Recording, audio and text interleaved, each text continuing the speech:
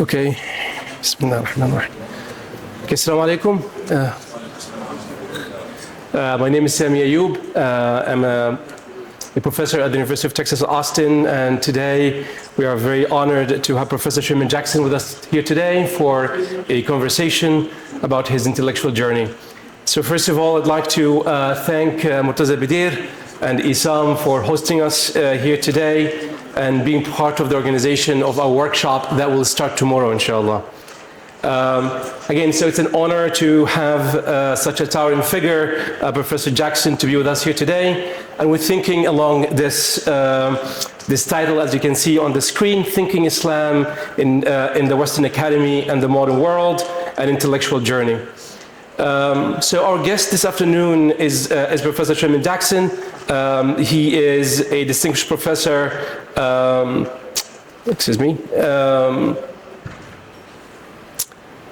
the King Faisal Chair in Islamic Thought and Culture, and the Professor of Religion and American Studies and Ethnicity at the University of Southern California. His research interests begin in classical Islamic studies, including law, theology, and intellectual history, and extended to placing this legacy in conversation with the realities of modern Islam in the West, and most especially Muslim communities in America.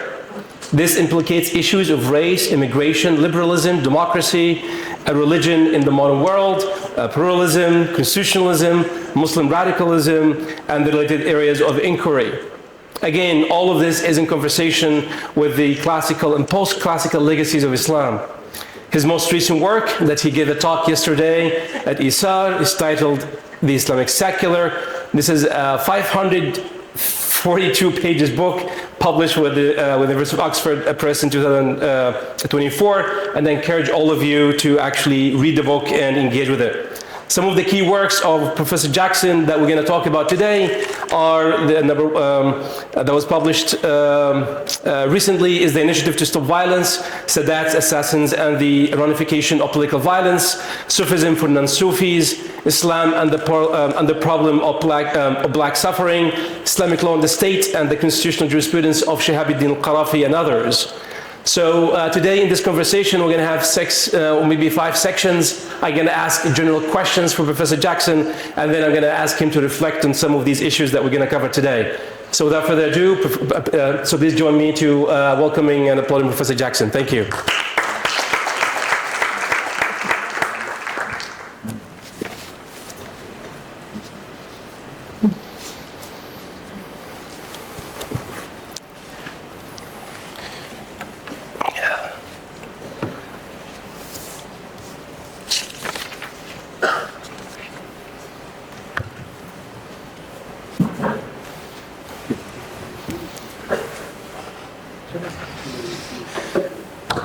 أهلا بيك. Okay, Bismillah. So the first question is, I'm going to call, let's begin. Oh. Okay, here it is. So let's begin at the beginning. Okay, so Professor Jackson, could you take us back to the early intellectual or personal experiences that led you to this path of scholarship and work in Islam and Islamic law in general? Was there a particular moment, teacher, or a crisis that redirected your trajectory towards Islamic thought? Bismillah ar-Rahman ar-Rahim. Alhamdulillah wa salatu wa salam ala Rasulillah. Excuse me. I mean, when you say the beginning, I mean, there were a number of beginnings, and I'm not sure which beginning to start with, but I'll pick an arbitrary beginning. I think, quite frankly, my intellectual trajectory had a lot to do with my conversion to Islam. I think that for me, especially given the influences who contributed to my familiarity with Islam and then my eventual decision to become a Muslim, one of the things that was connoted by Islam at that time really represented a state of high-mindedness. And it was, my conversion to Islam that really, I think, sparked this sort of interest in the life of the mind. Many people don't know this, but when when I first started college, my major was accounting. I was going to become an accountant and just make a lot of money and live a very comfortable life. But it was my desire to learn more about Islam that really directed my path in various ways. And I think one of the more important ones was two things. Trying to get a much more sophisticated understanding of this phenomenon of religion in the world, which led to my second major, which was religion. And then secondly, I wanted to learn Arabic. And at that time, there was an Arabic program at the University of Pennsylvania that I availed myself of. And that's where I met Professor George Makdisi, who was a very prominent, influential scholar in the field of Islamic studies. And that's when I began to study with him. And so that was my beginning in the field of Islamic studies. And there's a lot that could be said about how what I encountered in the early days of Islamic studies differs very much from how Islamic studies is constituted today. But maybe that's for another section of our discussion. Thank you. Okay, so thanks, Professor Jackson. This is great. You have spoken elsewhere about the importance of both Islamic and Western intellectual traditions in shaping your thinking.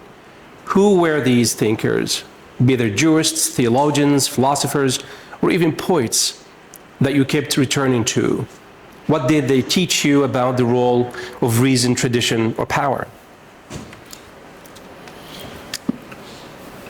You know, this is a really difficult question, and it's a difficult question because there are so many, and it depends on the context in which one is thinking. Let me try and frame my response with a little more biography about myself, and certainly my outlook on what it means to be a Muslim scholar or a Muslim intellectual in the modern world. As I mentioned, I became Muslim in 1978. I believe it was 1978,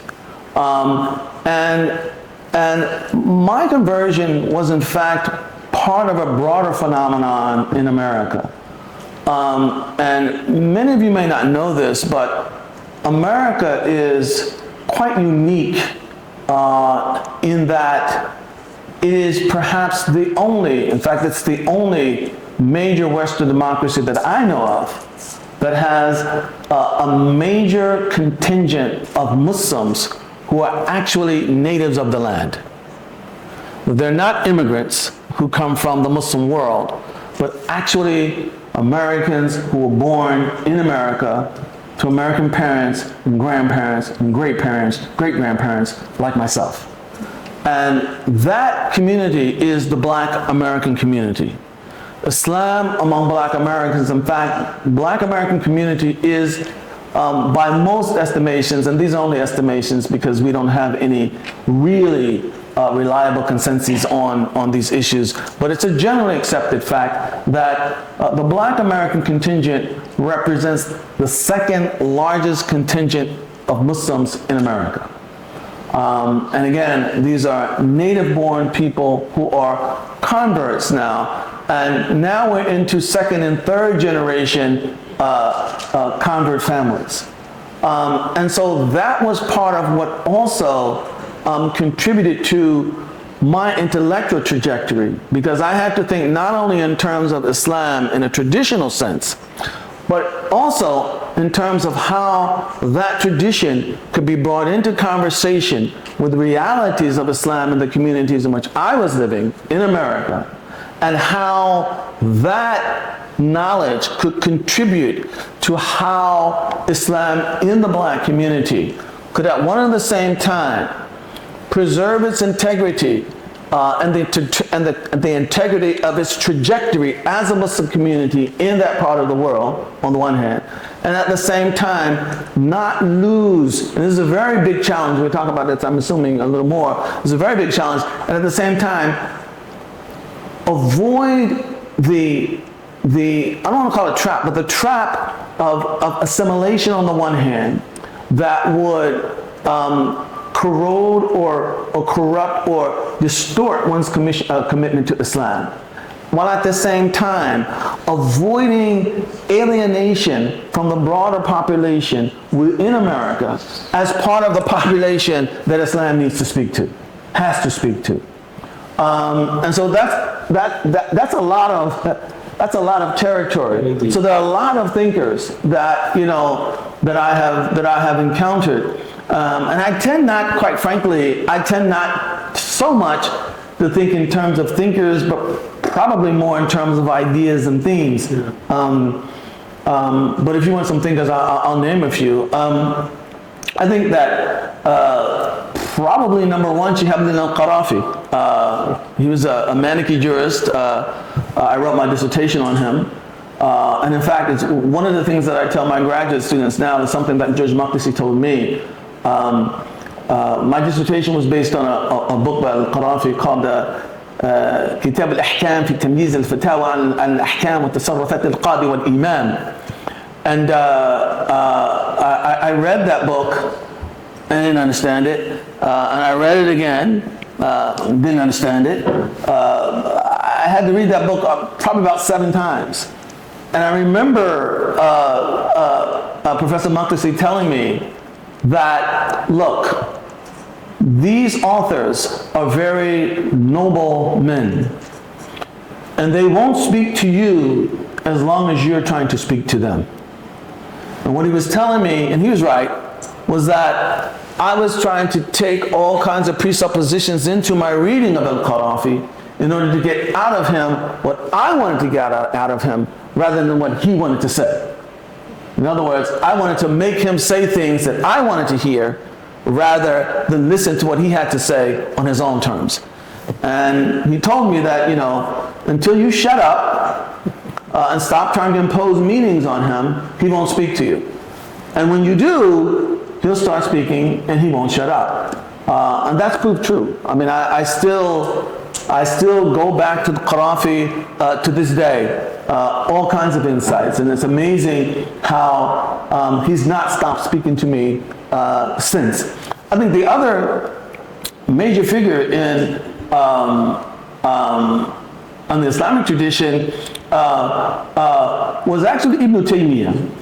And Ibn Taymiyyah's influence had sort of a lot more to do with how notions of reason and rationality could take various and sundry forms. That reason is not one thing, that there are traditions of reason, and that those traditions can be placed in conversation with each other and produce different kinds of outcomes. And I think that, and you have to remember, this is in the Western Academy. One of the things that Ibn Taymiyyah really did represent was his complete non-apologetic approach to issues. And for, we're going back to the 70s, all right, the 1970s in the Western Academy. Not a lot of Muslims there, not a lot of Muslim professors. And it could be a very lonely experience, quite frankly. Indeed. You're sitting in a classroom. Most of the time, you're the only Muslim or one of 2 or 3 Muslims. And everybody's sort of speaking at you. You don't feel very represented in your own right. And again, I thought that, Ibn Taymiyyah did not care, in a sense, about the modern paradigms that were being imposed on Islam. He insisted in speaking in his own voice. There were others. There were black intellectual thinkers, Du Bois. There was Charles Long. Other Muslim thinkers, Ibn Ata'Allah As-Sakandari. There are just Ghazali was a major influence. There are lots of thinkers, but it depends on what you're trying to deal with at the time. And for me, one of the real big challenges, I've always been interested in trying to get the classical tradition of Islam to speak to the realities of the modern world in general, and then more particularly of America, where I live, where I shall die, where my children live, and my children shall die, and my progeny. And so that's always been a part of the formula that's contributed to what I write, how I write it, and to whom I write it, in a sense. Wonderful. Thank you, Professor Jackson. Actually, my second question, my third question now, dovetails exactly on the last point you raised here, specifically in relation to the Black American Muslim experience. So I was wondering, how did your social, spiritual realities influence your intellectual formation? Was there ever a tension between your lived experiences and the academic theory, or how did they always feed one another? How this worked together in your intellectual formation, especially if coming from the American Muslim experience? Well, I'll try to answer your question, Sammy. I'm not sure that I would quite think about it like that. But let me try to provide some background in terms of the reality that I was looking at. I think that one of the things that's not often noted about Islam in America is that we're probably the most diverse Muslim community on the planet, or at least close to it. We have something like 70 different nationalities coming from all over the world, and somehow we're trying to negotiate this into a single community that can relate to each other as a community. And one of the challenges that we have confronted, and it's twofold, and I'm just going to speak frankly here, yes. and bluntly, because I don't want to risk misunderstanding through obfuscation. The first thing that we have to consider is that America, as if everybody didn't know this, is part of the West. And so Muslims who are coming to America see themselves as coming to the West. And as coming to the West, they are confronted with a sense of mission that says we must at all costs preserve our identity as Muslims. And that identity is formulated, all right, in Egypt or in Iraq or in Morocco or in Malaysia or what have you. And so you have identity formation that takes place in one place, and then it's coming to another place with a whole different social cultural reality. Then you have the natives of that place who are also coming from that place. And so you sort of have a clash of cultures, as it were. And in that context, because the indigenous Muslims are coming from the West, their cultural background is seen as being retrograde, as being not sufficiently Islamic. And there are aspects, obviously, of American culture that fit that description. But converts, and this is what is often not understood about converts, converts have looked at that culture and decided they want to be something other than that. In other words, their very act of conversion is a critique of that culture. So they've already begun the process of filtering out what they deem to be not compatible with Islam. But those who are coming from cultures that are much more, deeply entrenched in an Islamic history, they have a different vision of that culture. And so you have a sort of a hierarchy, as it were, between Muslims coming from the Muslim world and converts from America. And that hierarchy has to be negotiated. And one of my fears is that if the indigenous communities are alienated from Islam, there's no one left in America to propagate that to Americans, to grow Islam in that native environment. And so that prompted my third book. I wrote a book entitled Islam and the Black American. And in it I talked about the relationship between Black American Muslims and immigrant Muslims from the Muslim world. And how one of the things that we have to strive to try to do is, rather than see ourselves as East versus West, to see ourselves as having a shared history, which hopefully will breed a shared historical consciousness, given the fact that we have both been on the receiving side of Western power. That Muslims in the Muslim world have been on the receiving side of Western power in the form of colonialism. Black Americans have been on the receiving side of Western power in the form of slavery, Jim Crow, etc. And hopefully that will breed a shared historical consciousness that could put us in a more common space and enable us, to really grow forward as a much more symmetrical community rather than the really rigid hierarchy that tended to define the Muslim community in the West. Wonderful. I don't know if that makes sense to anybody here, but that's a very real part of what it means to be a Muslim in the West. And all of these things still have to be negotiated.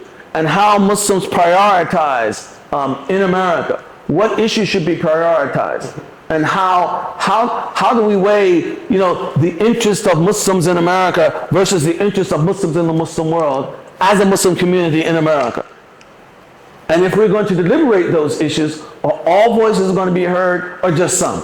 So these are some of the kinds of issues that define the reality of being a Muslim in the West. And that book, Islam and the Black American, was an attempt to contribute to how we could establish a discourse that enabled Muslims to really talk to each other in a way that was actually synergistic, that we could grow from. Wonderful. Okay, so let's shift to your work in the Western Academy, a space that I would say both enables and constrains one's abilities to engage academically and other intellectually key issues. So has your experience teaching and writing in the Western university settings affected how you think Islam? What compromises have you had to make? What insights have you gained through that process? Well, I mean, at the sense of sounding a little self-congratulatory, people know, many people know, that the Western Academy can be a very challenging place. Extremely challenging place. On some level, your psyche is challenged on a daily basis. And somehow, it was always known, I was a Muslim guy. It was always known. And so the moment you enter a classroom, there's that dynamic. You have to learn how to navigate that. I have never tried to figure out how to stay on the right side. I've always simply done what I thought was the right thing to do, and the chips fall where they may. And I want to be honest in this regard. Professor George Muqtasi was a major benefit to me in that regard. Because although he was a practicing Catholic, he was very much, he's of Lebanese origin, so there's an Arab connection there. But he had deep respect for Islam. And he always emoted that respect for Islam in the classroom. And so that forced a certain degree of, I won't say respect, but people were not free to just let their prejudices be expressed with abandon in that kind of environment. I think that if you're writing, reading, speaking, writing, reading, speaking, You're constantly, I mean, sometimes, and I tell my students this, you don't know what you really think until you write it. And when you write it, that writing goes through several permutations in and of itself. I mean, I don't know what the people in this room, it happens frequently. You know, I'll write 3 or 4 pages of a book and, you know, feel very good about it. Yes! And go to bed and wake up the next morning and read what I've written and what is this nonsense? And it doesn't make any sense at all. And then I have to start, you know, rethinking and, you know, I see the blind spots. I see what's crazy about it. And so the process of writing is dialectical. I'm changing what I'm writing and my writing is changing me. And that's a dialectical relationship that goes on and on. People who know me in the States, they know, I mean, I tend to hate everything I write for about 2 years. Because it's during that time that I think I'm more keenly aware of, you know, this could have been said a little bit differently, that could have been emphasized a little more, that emphasized a little less. You know, I had this reference, but I forgot to, you know, to add it. But I don't think that there's anything that's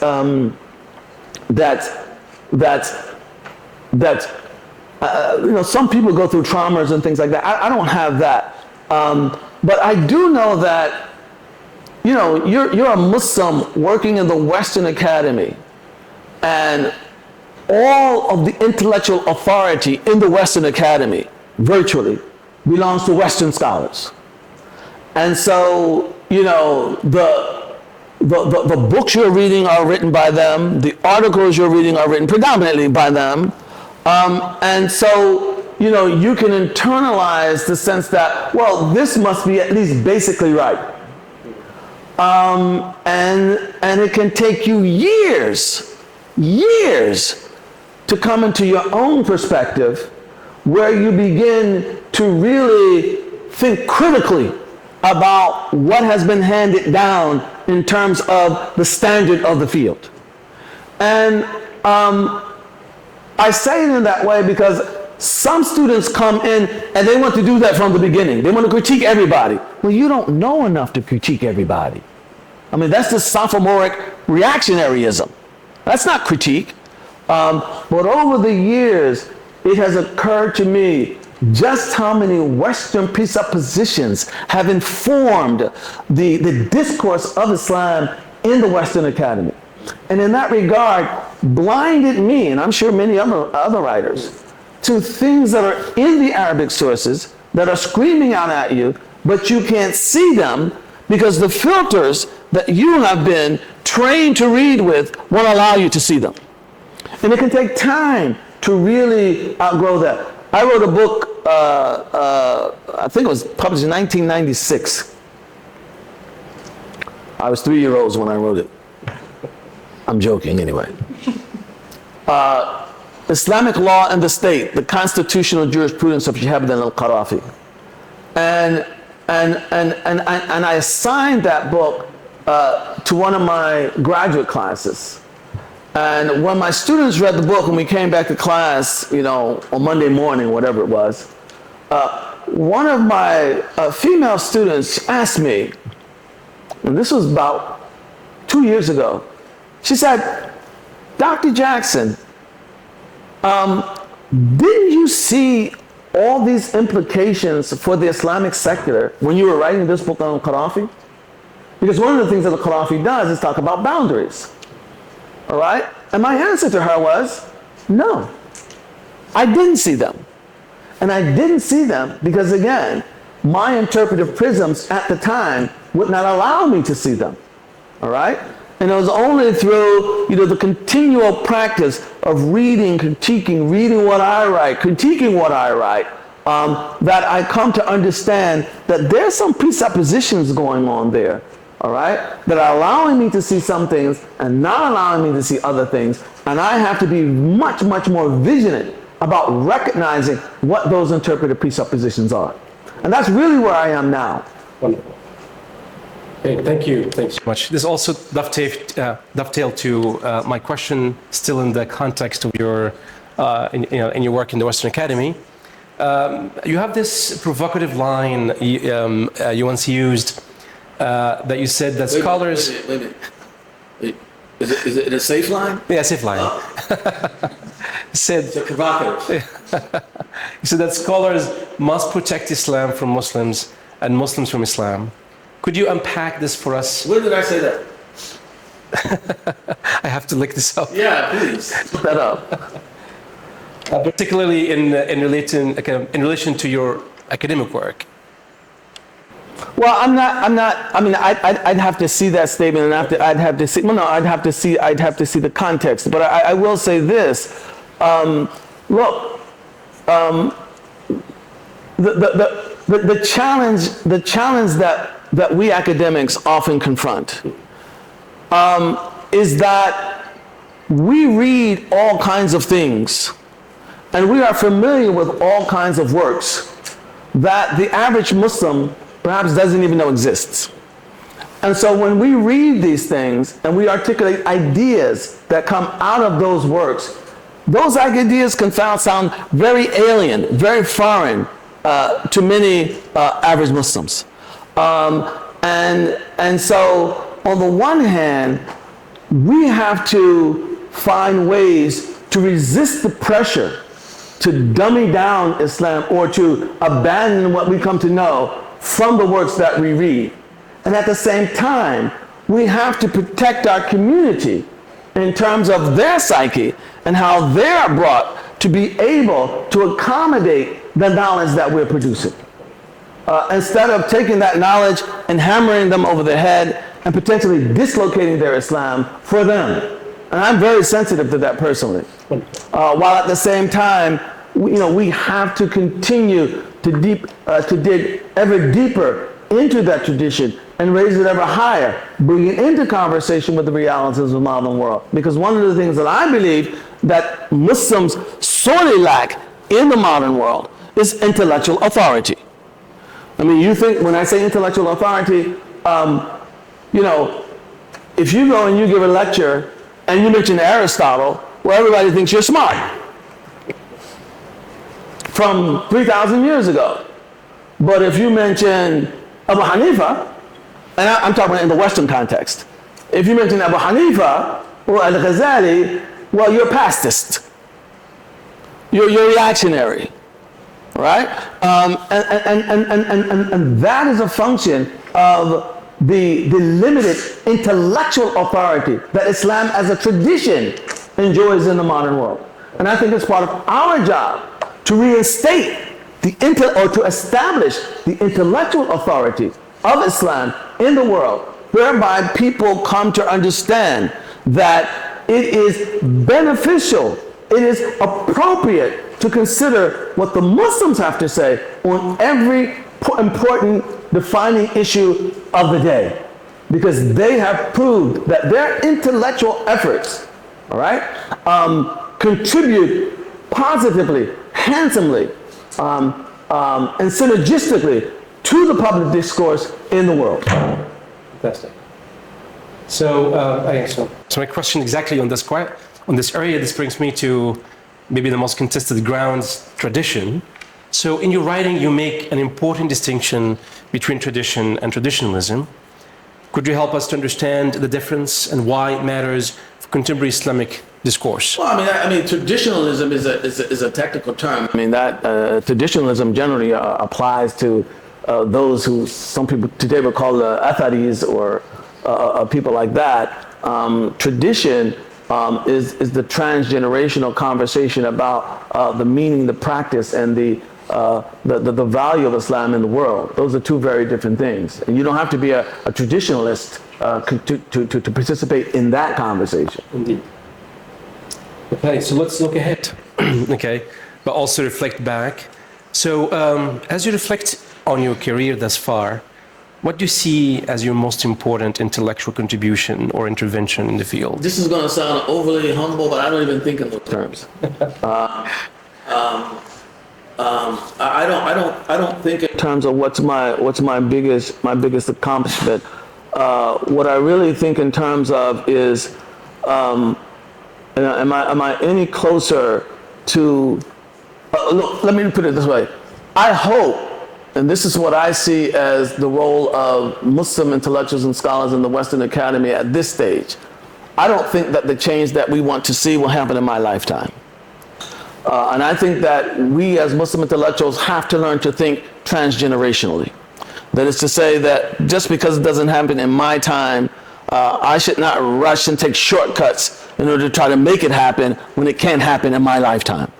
I should be much more committed to contributing to the building blocks of a foundation that will enable future generations to build upon and ultimately get to that edifice that we want to see. And what I hope that I have contributed to are some of those building blocks upon which future generations can build and can construct. And I think what's important in that regard is to ensure that the kinds of conversations that we need to have, we're actually having. So for example, in this room, conversations about Islam and race may mean very little. You can't do Islam in America without a conversation on race. And so if race is not included, you're not going to be producing an Islam that can come to terms with the American reality. And so part of what I hope to contribute is an awareness of the kinds of conversations that need to go into those building blocks. And I just hope I've made some measure of contribution in that regard. Wonderful. Okay, so my last question is, what advice you would give to young scholars here today who are trying to think seriously about Islam today, who would want to be rooted in tradition, but also keenly aware of the demands of society, politics, and public relevance? I mean, in a sense, it's not really hard because the realities of society, I mean, there's no way away from them. You can't run from them. They encircle you. I mean, you're embedded in society. I think the important point is to get your intention straight and to find what your passion is. As our Prophet taught us, alayhi salam, كُلُّ مُيَسَّرْ لِمَنْ خُلِقَ لَهُ. Everyone will find easy that for which they were created. As I said, my major early on was accounting, and I quickly found out that was not my passion. I couldn't do it, and I didn't like doing it. Islam, on the other hand, Islamic studies is something that I find myself very much drawn to, very much committed to. It's not about the money, it's not about the promotion, it's about this is a genuine calling that I have. So I think it's important for young intellectuals, to find their calling, because it's going to take dedication beyond anything that any institution will require you to do. Much of my time in graduate school was spent reading things that were not assigned, and technically speaking, I had no business reading. But my passion pushed me in the direction of wanting to know this or wanting to know that as part of my attempt to understand this thing, to understand this Islam. How can it be brought into conversation with realities of the modern world and stand on its own footing whereby it speaks in its own voice and it is heard through that voice? So I think that it's important to be to find your passion, to find your calling, and to be committed, and to be sincere. Not they say knowledge is power. Not pursuing knowledge, just for the power that you think it may confer upon you, whereby you can come and lord over other Muslims. And subjugate them. I think it's a temptation. Anybody who denies it, I think they're not necessarily telling the truth. But I think you have to be very careful about that. And so it's sincerity, commitment, and dedication. And then lastly, take your time. You're not going to be a Ghazali overnight. I mean, I've been doing this for going on 40 years, and I'm still not a Ghazali. So that's not a goal. My goal is to be, the best Sherman Jackson scholar that I can be, whatever that whatever that turns out to be. And that's what I would suggest for everyone else. Thank you so much, Mr. Jackson. Okay, so we have some time for questions or comments. You're welcome. And yes, please.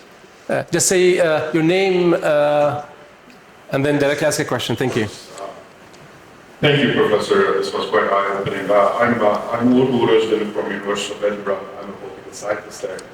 I was just curious, Professor, if you had any intellectual crises or times where you felt irrelevant or useless in your intellectual journey, because that's happening a lot these days. I don't know if it's midlife crisis or an intellectual crisis. But I have a rather contradictory answer to that question. On the one hand, it's like every day. Not now, but when I, in my early teaching career, and especially in graduate school, I mean, I would come out of some classes just dizzy, man, just bewildered.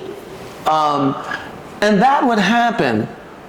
But I don't know about your field of political science, but I must say about the field of Islamic studies, one of the things that has really kept me going is my relationship with this tradition. And let me just try to explain to you what I mean by this. And I'm just going to speak very bluntly on a personal level here, if I can. I'm a little skinny black kid from the tough streets of Philadelphia. And I'm now successful. I'll say that. And I sit in my study at home, and I read the Ghazali, and I read Qarafi, and I read Ibn Taymiyyah, and I read Taftazani or whomever. And these guys, from hundreds of years ago, thousands of miles away, can still speak to me now in 21st century America. That is endlessly inspiring. I mean, those are my dead friends that I go to for solace. And they caress me. And they tell me it's okay. Right? And they listen to me, and I listen to them. And one of the things that I get out of that is a sense of debt to them. They did their job. Through them, they are enabling me to find relevance in Islam in the 21st century, in a time and place that they could not even imagine. And so that's part of what inspires me and sort of keeps me going. But like on an everyday basis, sometimes my daughter will ask me questions, man, oh my God. It's just bewildering. I don't know the answers, and she sends me back to the books probably more than anybody else. So you have these moments, but I think that as a general commitment, no, I mean, I have very deep respect, very deep appreciation, and I like to see myself, as being honored as one of those persons that our ancestors still speaks to today. I don't know if that answers your question. Thank you.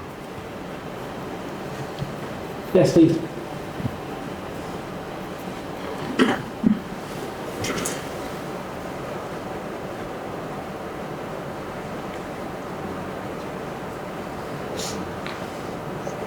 Thank you, Dr. Jackson, for your great speech. My name is Meryem Arslan. I'm working as a research assistant in İSAM. My question is regarding Western academic settings. I wonder, do you think the negative discourses and stereotypes on Islam will be changed through the work of Muslims today? And, or is it like a utopia that we have? Or, if it is possible, what kind of advices would you give us as a young Muslim academics and scholars to be more respected in these environments? To be more respected? Respected, yes. Yeah. Well, first of all, let me say this. I think that one of the things that Muslim academics have to do is recognize the limitations of their enterprise. What I do, I mean, even if I operate at the very highest order, is not going to generate wealth creation for the Muslim community. That's for somebody else to do. And so I have to recognize the limitations of what I do. And I think that some of those negative stereotypes that you're talking about, some of them can be changed within the academy. And hopefully in a manner that students and others who become familiar with that work add a multiplier effect to it, and therefore gives it greater diffusion throughout society.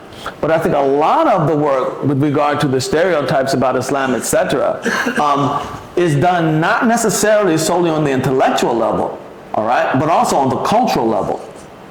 And I think that that's where oftentimes Muslims in the West feel a little bit inadequate. They don't feel that they can rise to the occasion of in any way influencing the flow or the direction of culture in the West.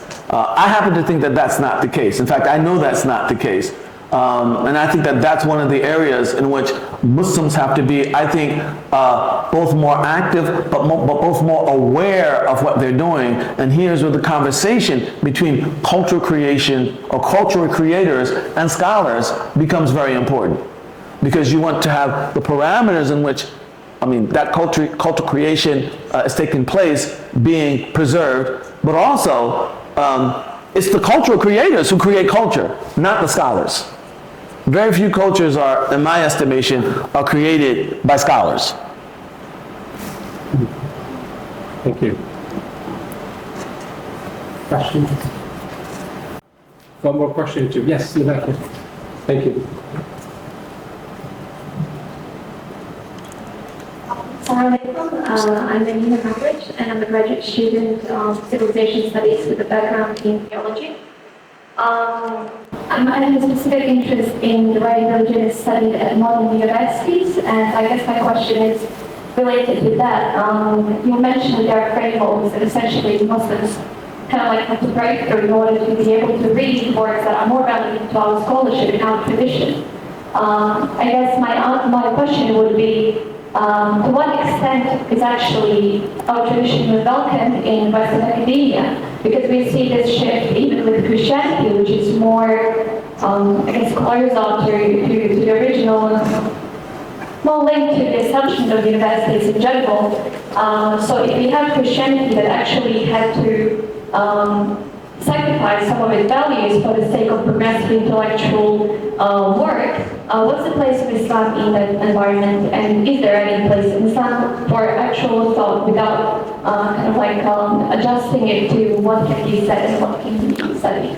Well, look, I think that first of all, I'm of the opinion that while the Western Academy poses various and sundry challenges, let us call it, to Islam and Muslim intellectuals who do Islam in the academy.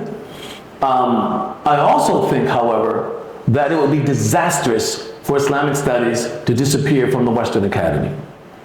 And I believe that because one of the things that the Western Academy does do is that it still maintains a standard of scholarship on the basis of which, albeit imperfectly so, I'm not naive, imperfectly so, but on the basis of which some criterion of knowledge is expected of those who are going to speak publicly about Islam.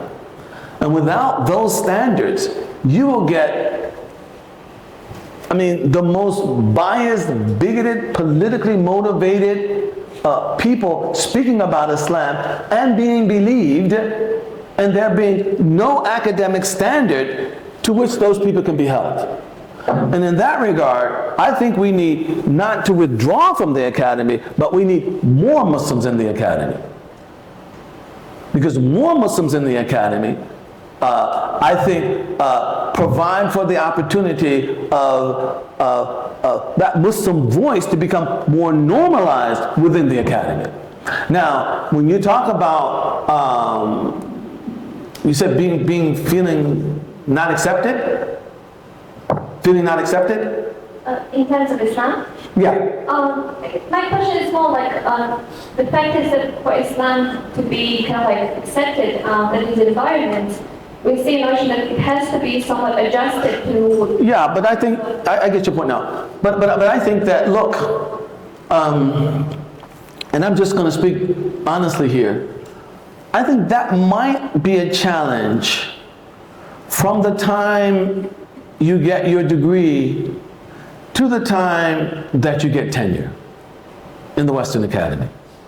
So for example, I wrote the book Islamic Law and the State. That was my first book, right? Now, I didn't make any compromises in that book at all right?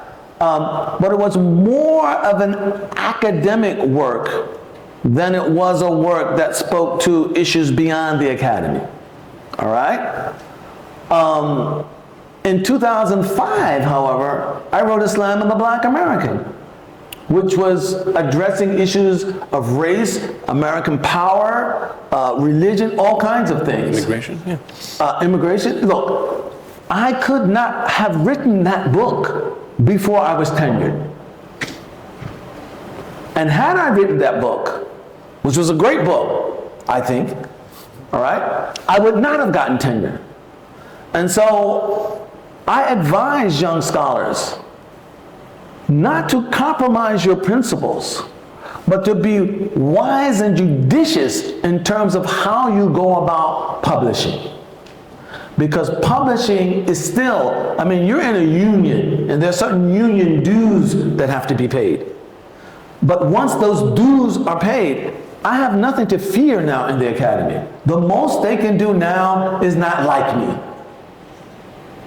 And then I go home to my buddies in my study, and they do like me.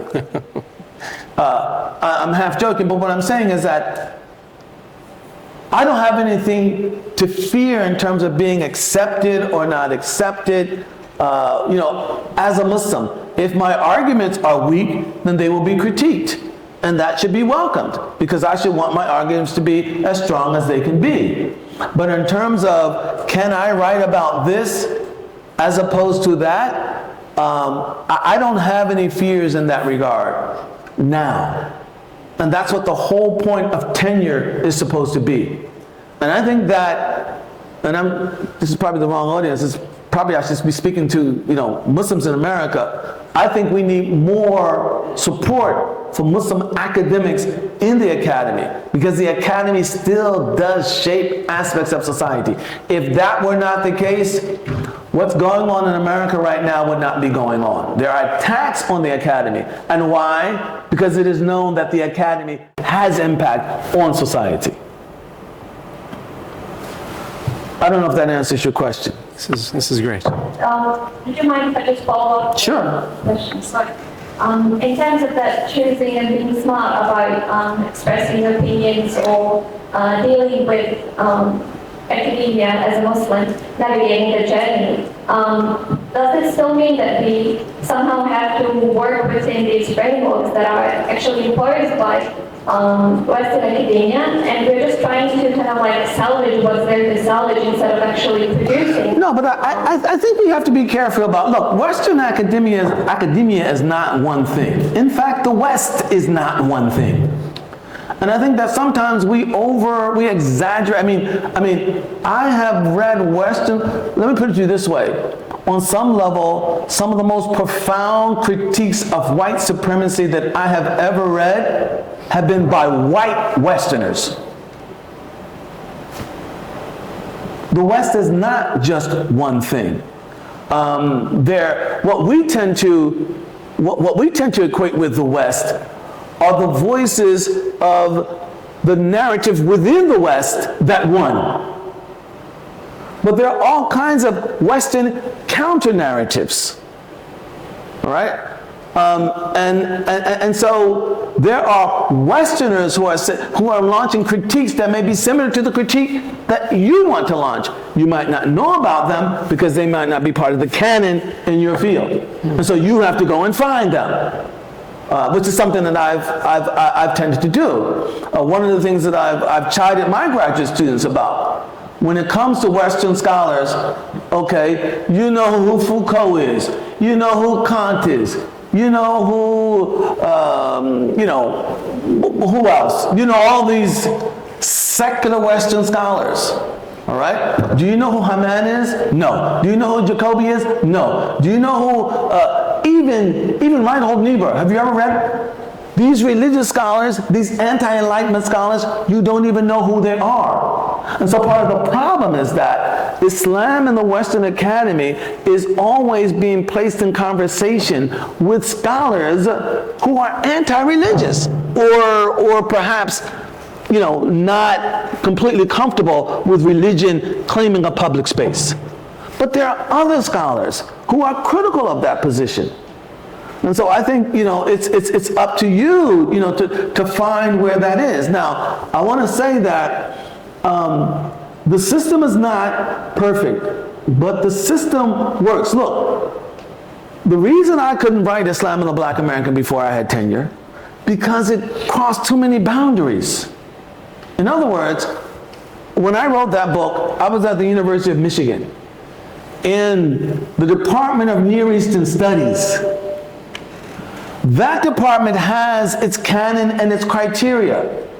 It is, works on Arabic, works on Islamic law, theology, history, some adab, etc.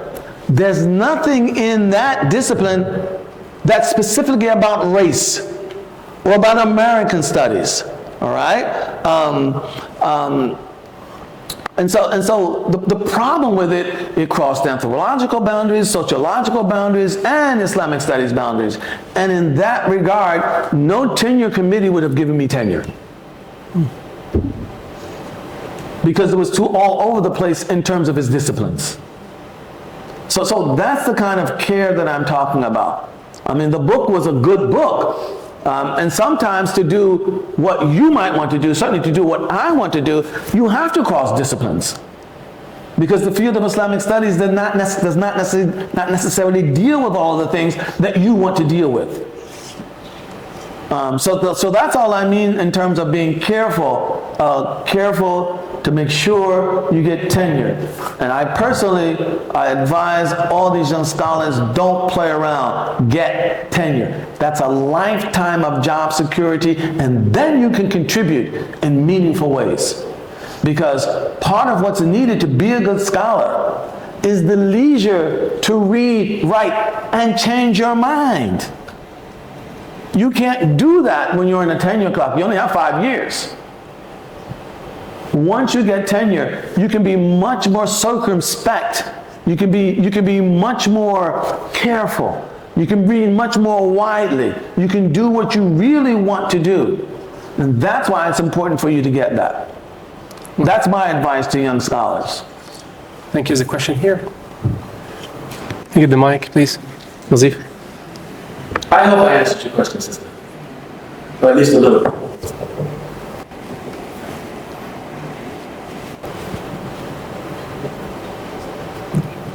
My name is Levi Shahin. I'm an electrical engineer.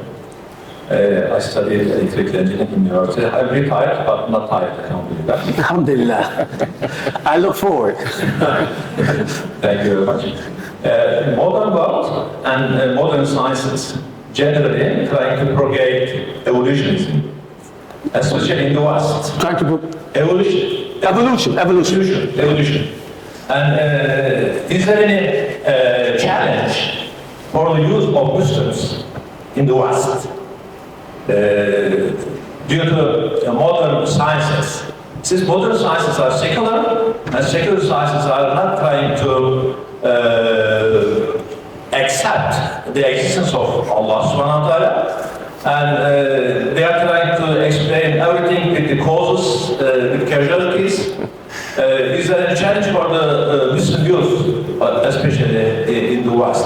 As far as I know, the life of conscience is religious sciences, and the life of reason is the sciences of civilization, modern sciences. The truth becomes manifest through the combination of those two. When they are separated, bigotry, taassub arises from one, and deceit and suspicion arise from the other. Therefore, how can we save our youth from the modern sciences? Thank you. Well, again, I mean, I think this is part of what I was saying in terms of needing more Muslims in the academy rather than less. And by the way, this is not only a challenge for Muslims, it's a challenge for other religious communities as well. And there's a fair amount of work being done in that regard. I think you're right. These are issues that have to be confronted. I think the major challenge, however, that we continue to suffer from is the fact that religion tends not to have the kind of intellectual authority that science has. All right? I mean, science changes, does it not? Yes. Why is not science discredited once it changes? That's because science has so much intellectual authority that nobody is likely to challenge science on those grounds. And so along with, what Muslims are contributing to that very idea that you just articulated, there is a need for intellectual authority on the part of religious communities to be able to speak in such a manner that will actually be taken seriously and can actually stand the chance of challenging those people who want to deploy science in a particular way. The problem is not science, the problem is scientism. The problem is the idea that only science has methods for knowledge, and only knowledge that is gained through those methods constitute knowledge, period. And there are all kinds of people working on that. I'm not one of them. Okay, thank you so much, Professor Jackson. I think I'm going to end the conversation here. Thanks so much for your time and for sharing your insights and for your patience for my questions. Otherwise, please join me for thanking Professor Jackson.